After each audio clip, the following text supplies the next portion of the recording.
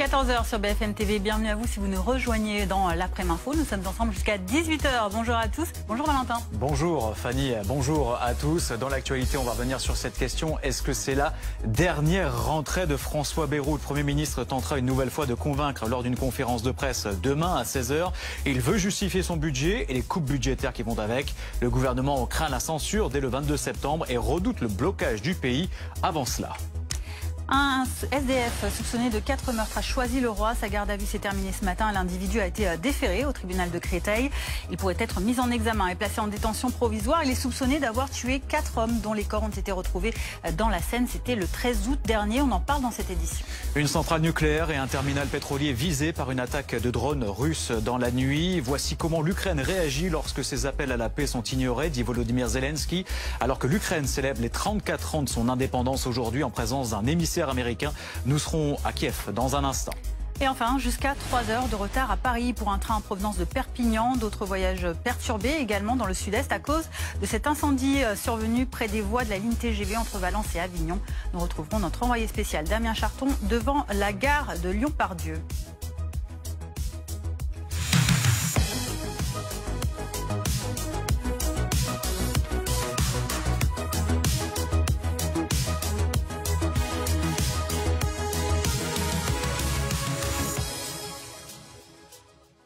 Cela ressemble à un véritable baroud d'honneur pour François Bayrou qui va donc prendre la parole demain à partir de 16 h. Ça sera à suivre naturellement sur l'antenne de BFM TV. Et il se peut, Fanny, que François Bayrou ait parlé de ce sujet il y a quelques jours de cela avec le président à Bormes-les-Mimosas. On va poser la question à Sophie Dupont, que l'on rejoint devant le fort de Brégançon à Bormes-les-Mimosas dans le Var où séjourne donc, on le sait, le président pour l'été, encore quelques jours.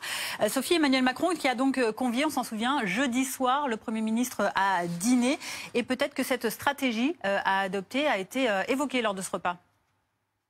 C'est en tout cas ce que laisse entendre Matignon aujourd'hui. Car ce dîner entre le président de la République et son Premier ministre, il a eu lieu jeudi soir ici même à Brégançon. Et moins de 48 heures après, Matignon a donc annoncé cette conférence de presse demain à 16 h par François Bayrou. Matignon qui a fait cette annonce en ayant bien rappelé en amont que les deux hommes s'étaient rencontrés cette semaine. Manière de faire comprendre que cette conférence de presse elle a tout simplement été validée par le chef de l'État au moment où François Bayrou est menacé de censure sur le budget et où les appels au blocage et à la grève se multiplient.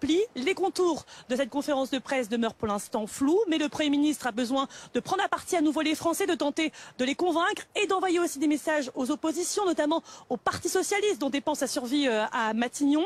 Le gouvernement qui va en parallèle lancer les concertations avec les syndicats et les formations politiques, toujours sur le budget. L'exécutif, qui vous l'aurez compris, a un objectif en cette rentrée, la stabilité à laquelle a justement appelé Emmanuel Macron en début de semaine. Le chef de l'État qui, lui, poursuit son séjour ici au fort de Brégançon, qui n'est pas encore pour l'heure partie de sa résidence d'été, mais qui va vite être attrapé par la situation internationale, car il est attendu mercredi en Moldavie, toujours sur fond de guerre en Ukraine. Sophie Dupont avec Agathe Pichon. Léopold Holbert nous avait rejoint en plateau, journaliste et membre du service politique de BFM TV. François Bayrou parle donc demain à 16 h. Des ministres n'étaient même pas informés de cette conférence de presse, de ce rendez-vous. C'est un peu le baroud d'honneur qu'il fait en solo, là. Alors oui, là il va parler, mais on peut préciser qu'il a déjà parlé en juillet, qu'il a déjà parlé tout l'été sur les réseaux sociaux et qu'il a parlé également hier soir dans le Parisien et dans la Tribune dimanche. Reste à savoir ce qu'il lui reste à dire en fait à François Bayrou après avoir autant occupé l'espace médiatique, alors pour différentes raisons. Hier soir, il expliquait notamment chez nos confrères du Parisien savoir qu'il était minoritaire, que seule l'adhésion des Français pouvait changer les choses dans ce climat de rapport de force. C'est la chute de la falaise ou le chemin pour s'en sortir. Bon, la question, c'est qu'une fois qu'on a dit ça, qu'on a dressé le constat, qu'est-ce qu'on va avoir de plus demain, sachant que en juillet, la conférence de presse avait un objet qui avait le mérite au moins d'être clair, c'est-à-dire présenter les contours du futur budget, ces 44 milliards d'euros. On avait une sorte de graphique, on voyait quels étaient les secteurs concernés, et ça nous avait au moins apporté des précisions, qu'on soit d'accord ou pas, il y avait quelque chose de posé sur la table. Pourquoi fait-il le choix demain de reprendre la parole à 16 h sous un format de conférence de presse, interrogé par des journalistes? Est-ce pour apporter des précisions sur des points sur lesquels il n'aurait pas été compris potentiellement? Veut-il de nouveau prendre d'abord, premièrement, les Français à témoin sur la nécessité de faire des économies? Deuxièmement, les partis politiques et les oppositions à témoin pour leur dire à quel point il serait irresponsable de potentiellement faire tomber ce gouvernement ou de revenir sur des mesures. Peut-être aussi veut-il, comme il l'a déjà commencé à distiller dans l'air, ouvrir le dialogue sur différents points. Certains commencent à dire potentiellement sur les fameux 2 jours fériés annoncés comme étant supprimés, changer de date, revenir sur le nombre de jours fériés. Bref, tout semble être sur la table, mais c'est vrai qu'il faut faire attention en politique. Parler, d'accord, mais parler pourquoi ? Là, de la part des Français, on se met à la place des Français qui vont regarder demain cette conférence de presse. Si c'est pour dire exactement la même chose, quand même un sentiment de réchauffer qui est très risqué pour lui. Sentiment de réchauffer. Alors vous le disiez, tout l'été, le Premier ministre a multiplié les canaux de communication sous toutes ses formes pour toujours essayer de convaincre, de faire de la pédagogie sur ce budget. Mais on l'a senti aussi un peu seul au cœur de l'été. À part Catherine Vautrin qui a un peu parlé de la fraude sociale, finalement, est-ce qu'il n'y a pas, il manque pas des poids lourds un peu du gouvernement pour l'aider dans cette tâche ardue? Alors on se souvient que pendant la première conférence de presse de juillet, il était entouré, François Bayrou, par son équipe gouvernementale. Même des membres de l'opposition qui étaient présents, qui avaient été conviés, Jean-Philippe Tanguy pour le Rassemblement National, Éric Coquerel pour la France Insoumise, qui étaient là et qui ont assisté, qui avaient réagi derrière en faisant part de leur désapprobation. On n'a pas, au moment où on se parle encore, les contours précis de la conférence de presse de demain. Je ne peux pas vous dire qui sera invité. Ce qu'on comprend, c'est que tout est encore ouvert. On verra si cette fois-ci les oppositions sont là, si des syndicats sont présents. Ça, les contours ne sont pas encore dessinés. Mais oui, il y a une image qui est importante pour lui dans ce récit, c'est de montrer qu'il n'est pas seul à la manœuvre et qu'il tient son équipe en quelque sorte. Ça sera effectivement un enjeu au-delà du message d'unité important, alors qu'on le rappelle, la France Insoumise a annoncé déposer dès la rentrée parlementaire le 23 septembre prochain une motion de censure. Et on verra, mais peut-être vous pouvez poser la question à notre invité Mathieu Vallet qui nous a rejoint, effectivement, ce qu'il va faire dans les prochaines semaines et si oui ou non le RN se joindra à cette motion. Justement, Mathieu Vallet, bonjour. Merci d'être avec nous sur l'antenne de BFM TV. Vous êtes député européen du Rassemblement national. On sait que le RN, par le passé, a déjà voté une motion de censure pour faire tomber Michel Barnier, une motion de censure déposée par la gauche. Est-ce que ça sera cette fois-ci bis repetita ? Pour l'instant, François Bayrou prend tout droit le chemin de la censure par des non-mesures qu'il ne prend pas en compte de celles que Marine Le Pen a présentées le 25 juillet. Et d'ailleurs, la France Insoumise fait ses universités d'été, on ne sait toujours pas ce qu'ils vont présenter comme budget pour les Français. Parce que quand on voit qu'en 2024, il y a eu moins de 80% de véhicules de police et de gendarmerie qui ont été annulés, quand on voit qu'il manque 2 milliards pour les casernes de gendarmerie pour accueillir correctement les gendarmes, les loger leurs familles, accueillir les citoyens dans des dépôts de plainte par exemple, qu'est-ce qu'ils vont faire sur les crédits de la police judiciaire, puisque M. Darmanin était sur les prisons de haute sécurité cet été avec M. Retailleau qui est actuellement en Outre-mer. Qu'est-ce qu'ils vont faire pour on leur posera la question quand on les également sur l'antenne. On voudrait revenir sur François Bayrou déjà, ce que vous en pensez. Oui, mais François Bayrou, c'est leur chef. Donc nous, on va être attentifs sur les... Non, mais François Bayrou, c'est le chef de ce gouvernement, donc c'est le chef de ses ministres. Qu'est-ce qu'il va proposer? Marine Le Pen a proposé, par exemple, que sur les énergies intermittentes, photovoltaïques, solaires, hydroélectriques, on puisse revenir dessus, parce que c'est 6 à 8 milliards. Sur les prestations sociales que touchent rapidement les étrangers en France au contributif, c'est pareil, c'est 17 milliards. Donc il y a des économies à faire. Nous, on a nos pistes qui sont déjà évoquées depuis plus d'un mois. Et pardon de le dire, mais nous, on ne fait pas confiance du tout à la France Insoumise, qui est finalement la spécialiste du pourrissement des réseaux et des manifestations sociales dans notre pays. Voilà, donc j'en termine là. Le 10 septembre, comme le 23 septembre, nous prendrons le mandat que les Français nous ont donné, nos 11 millions et demi d'électeurs, plus celles et ceux qui nous rejoignent au fur et à mesure et grandissent, pour défendre l'intérêt des Français et Françaises. Moi, le 10 septembre, pour les téléspectateurs, 10 septembre, c'est cette mobilisation citoyenne, évidemment, contre notamment le projet de budget. Et puis, donc, le 23, le 22 septembre, c'est la rentrée parlementaire. Donc ça, ce sont les occasions que le Rassemblement national compte bien mettre à profit pour réitérer ses propositions, ses solutions alternatives. Mais nous, évidemment que nous, tous nos électeurs, les concitoyens qui veulent aller sur ces rassemblements populaires déclarés et républicains qui font partie de notre constitution le 10 septembre, il n'y a aucun souci. Je voyais que votre collègue allait me poser une question sur le 10 septembre également, si je peux y répondre. Oui. Ah oui, moi le 10 septembre, je siège au Parlement européen à Strasbourg. On siège une semaine par mois pour arrêter les dingueries des technocrates. Et je rappelle que Manon Aubry, qui est la chantre de cette récupération politique et du pourrissement des mouvements, je vous l'ai dit, sociaux dans notre pays, elle fait jamais rien au Parlement européen. Elle était à tuatoie en accolade avec Madame von der Leyen, la présidente de la Commission européenne, lorsqu'elle était investie en juillet 2024, et elle a rien fait pour les agriculteurs, pour les entreprises, pour la lutte. Oui, mais le problème, c'est que ces gens-là, ils partent. On l'imagine bien. On aimerait avoir votre réponse sur le 10 septembre, par exemple, et sur votre participation. Le 10 septembre, moi, je vais travailler pour défendre les Français et les Français au Parlement européen. Le Rassemblement national, qu'est-ce qu'il va faire le 10 septembre par rapport à cette mobilisation?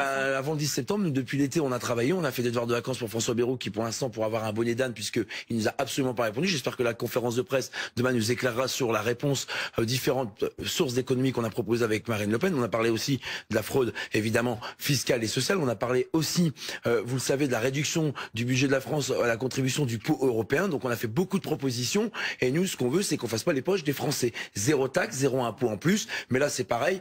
J'entends, et je termine sur ça, M. Mélenchon qui veut qu'on taxe les riches, qui commence à se taxer soi-même, puisqu'il est millionnaire. Voilà, donc il montre l'exemple aux Français, puisque les Français ne peuvent plus accepter que des gens leur fassent à son morale. C'est fait ce que je dis, mais pas ce que je fais. Donc nous, on travaille ardemment depuis l'été. On sera à l'Assemblée, au Parlement européen et au Sénat pour défendre les Françaises et les Français. C'est le mandat qu'ils nous ont donné. Ils nous ont pas demandé, finalement, de récupérer des mouvements apolitiques qui se veulent populaires dans la rue. Ils nous ont demandé de défendre les Françaises et les Français à l'Assemblée nationale, et on votera la censure si M. Bayrou continue à persister dans ce comportement irresponsable qui est de supprimer des jours fériés, de créer des taxes et des impôts, et finalement d'accabler les Français des prélèvements obligatoires qui sont les plus élevés d'Europe. Vous ne soutenez pas officiellement ce mouvement citoyen, et pourtant vous agitez le chiffon de la censure. Est-ce qu'il n'y a pas une incohérence là? Est-ce que vous n'êtes pas en train de vous faire doubler par Jean-Luc Mélenchon qui semble parler au peuple là et qui occupe l'espace?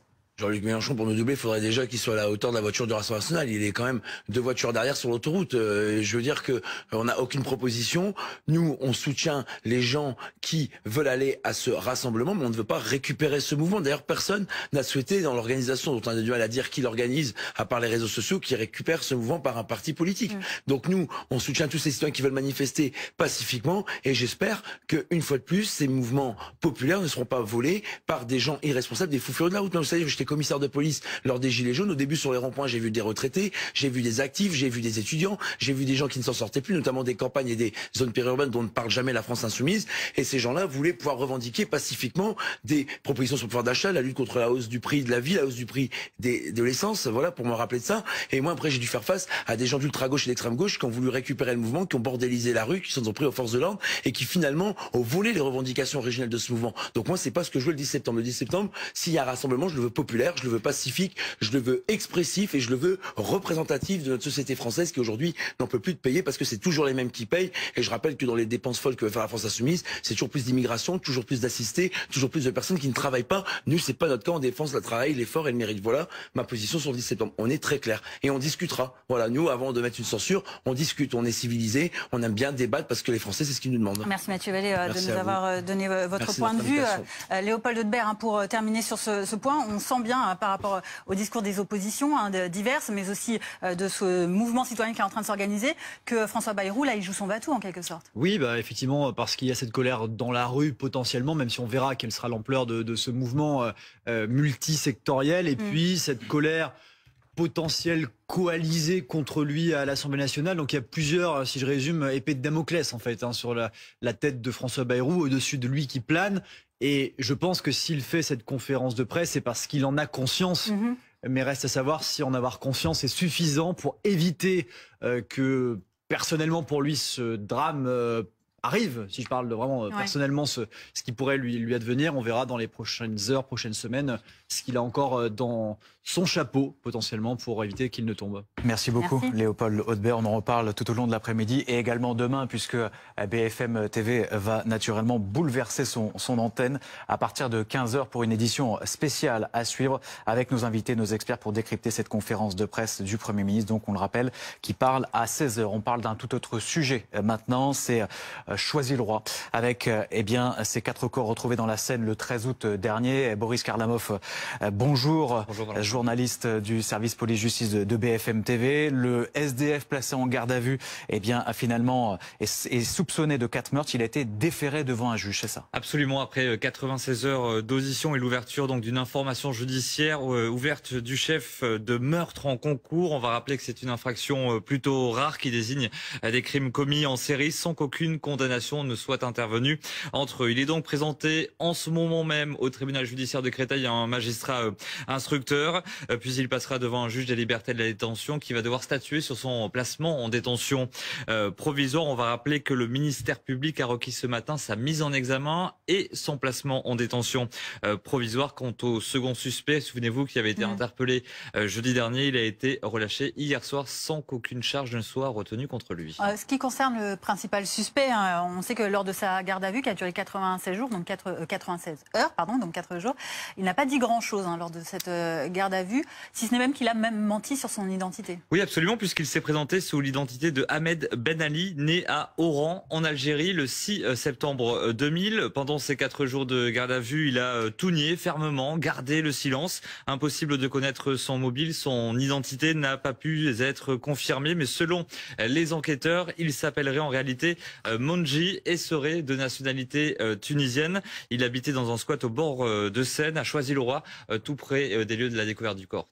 Quelles sont les pistes exploitées par les enquêteurs pour tenter d'expliquer ce quadruple meurtre? Alors, les enquêteurs le suspectent aujourd'hui d'avoir commis ces crimes en série pour des motifs homophobes qui seraient peut-être liés à l'orientation sexuelle de ses victimes, une aversion qui pourrait notamment découler de la religion du suspect, adepte de l'islam salafiste, très rigoriste et conservateur. C'est une piste comme une autre, il faut faire preuve de prudence aujourd'hui quant aux mobiles homophobes dans cette mystérieuse affaire. Merci beaucoup Boris Karlamos. On reviendra également sur le profil des victimes un peu plus tard. Dans l'actualité à 14h15 à présent, l'international et l'Ukraine qui fête aujourd'hui les 34 ans de son indépendance. Le pays qui se détachait officiellement donc en 1991 de l'URSS. Une célébration organisée notamment aujourd'hui à Kiev. Effectivement, Pierre Barbin, vous êtes sur la place Maïdan. La cérémonie pour célébrer l'indépendance s'est déroulée devant la cathédrale Sainte-Sophie en présence notamment du Premier ministre canadien Carney ou encore de l'émissaire américain Kellogg. Volodymyr Zelensky a rappelé que son pays se battrait jusqu'au bout pour sa liberté, c'est ça? Oui, parce que si tous les événements officiels ont de nouveau été annulés justement à cause de cette guerre, par exemple, il n'y a aucun défilé cette année une nouvelle fois ici près de la place Maïdan. Il y a tout de même une cérémonie solennelle avec un discours bien évidemment de Volodymyr Zelensky, le président ukrainien, qui a expliqué, dire et nous protégerons notre indépendance, nos terres et le droit à une vie autonome nationale pour tous les Ukrainiens afin que nos enfants et nos petits-enfants puissent vivre en sécurité sur leur terre et avec leurs propres règles. Voilà ce qu'a dit le président ukrainien devant la cathédrale Sainte-Sophie. Il a expliqué aussi une nouvelle fois la volonté de tout son pays de signer un accord de paix rapide et enfin de mettre fin à cette guerre que l'Ukraine subit depuis près de 3 ans et demi. Malgré tout, le pays vit et célèbre son 34e anniversaire de cette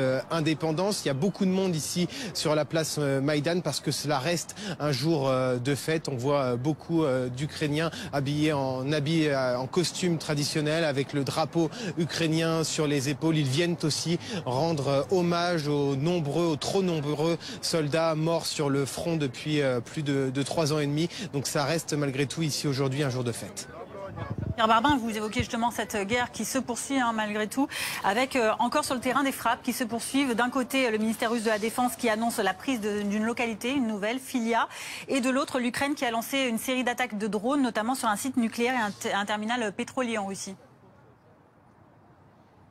Oui, notamment donc principalement sur des infrastructures énergétiques russes visées donc par des drones ukrainiens.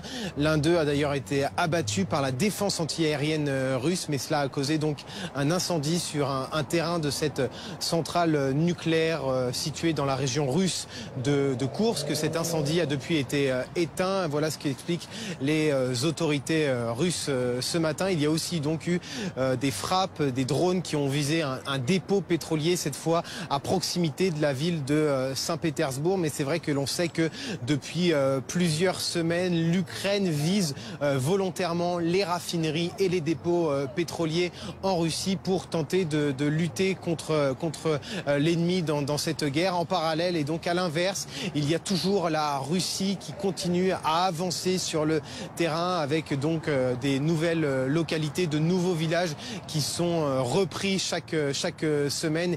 C'est ce qui explique, c'est ce qu'annonce en tout cas à chaque fois l'armée russe sur son compte Telegram. On sait aussi, et c'est une annonce qu'a fait Kiev en milieu de semaine, que la Russie serait en train d'accumuler des troupes dans une zone de l'Ukraine occupée à proximité cette fois de la ville de Zaporizhzhia, ce qui laisse à penser qu'il pourrait y avoir une nouvelle offensive militaire dans les jours ou les semaines à venir. Merci beaucoup Pierre Barbin avec Fantine Danzer. Général Pellistrandi, bonjour, je me tourne vers vous. L'Ukraine qui a attaqué donc cette nuit une centrale nucléaire et un port pétrolier russe, ça peut déstabiliser le Kremlin, ça ? Alors, en tout cas, ça perturbe l'économie russe. Pourquoi? Parce que en touchant les infrastructures énergétiques et en particulier les raffineries, eh bien, a priori, il semblerait que 15% justement des capacités de raffinage russes sont hors service. Et donc, ça veut dire que la Russie a moins d'hydrocarbures à exporter. Et ce qui fait que, et on le sait, dans certaines régions de la Russie maintenant, eh bien, il y a une forme de pénurie. Et donc, les gens sont obligés de faire la queue aux stations de carburant. Donc, ça, c'est pas bon pour l'économie russe. Or, Vladimir Poutine a impérativement besoin de faire rentrer des devises en exportant ses carburants. Il y a cette autre question, on va revenir sur cette célébration du 34e anniversaire de l'indépendance de l'Ukraine, avec ces invitations que le président a lancées au Premier ministre canadien, à l'émissaire américain en Ukraine de venir donc à Kiev et y participer aujourd'hui. Est-ce que c'est aussi une façon de montrer une image aussi unie du côté du continent américain que celle qu'il montre avec l'Europe face à la Russie? Alors oui, c'est important. La présence du Premier ministre canadien est très symbolique. Alors et s'inscrit dans ce soutien et notamment dans la coalition des volontaires, le Canada faisant partie de cette coalition des volontaires. La présence du général donc Keith Kellogg est importante. Pourquoi? Parce qu'il est l'émissaire de Donald Trump et lui soutient l'Ukraine. Donc ça, c'est un élément important. Et je mettrai en parallèle, parce que c'est quand même très lié, cette semaine, le président Emmanuel Macron, le Premier ministre polonais et le chancelier allemand vont aller en Moldavie, justement pour le 34e anniversaire, en quelque sorte, la Moldavie et l'Ukraine, qui sont issus de l'ex-Union, l'URSS, eh bien, sont dans... L'Ukraine est en guerre, mais la Moldavie est aussi menacée par la Russie. Donc on a ce soutien affirmé des Occidentaux européens et canadiens, voire américains, donc à l'indépendance de l'Ukraine et de la Moldavie. Et ça, ce sont des éléments très importants, des messages envoyés à Moscou. Merci, Général Pellistrandi. On reparle de ce sujet tout à l'heure avec vous. On revient en France avec cette pagaille sur les voies SNCF dans le sud-est de la France. Le trafic est perturbé en raison d'un incendie près de la ligne TGV à Crest, c'est dans la Drôme. Oui, le feu qui est parti à proximité d'un camp de gens du voyage. Bilan, plusieurs TGV qui ont été déviés sur le réseau classique pour les TER. Damien Charton, on vous retrouve, vous êtes à la gare de Lyon-Part-Dieu. Quelles sont les conséquences que vous observez concrètement sur le trafic aujourd'hui ? Eh bien écoutez, on vient d'annoncer la reprise de la circulation sur cette ligne à grande vitesse sud-est. Je viens de le constater sur les panneaux de la gare de Lyon-Part-Dieu.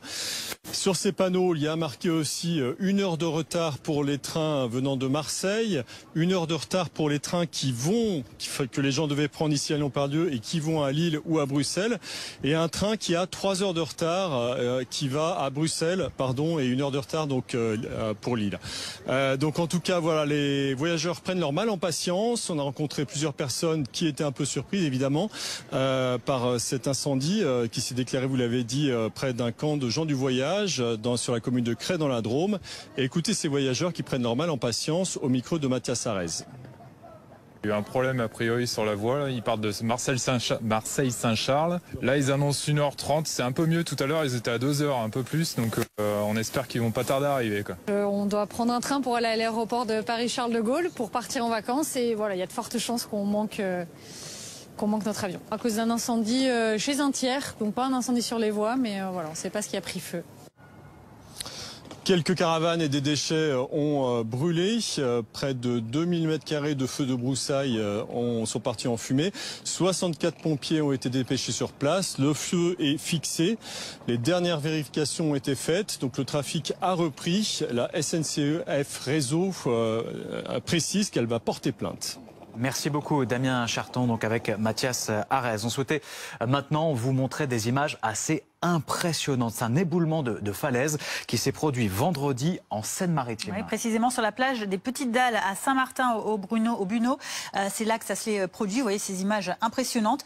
L'incident qui heureusement n'a pas fait de victimes, mais la municipalité met en garde contre un phénomène courant. Julia Siger, Raphaël Luce.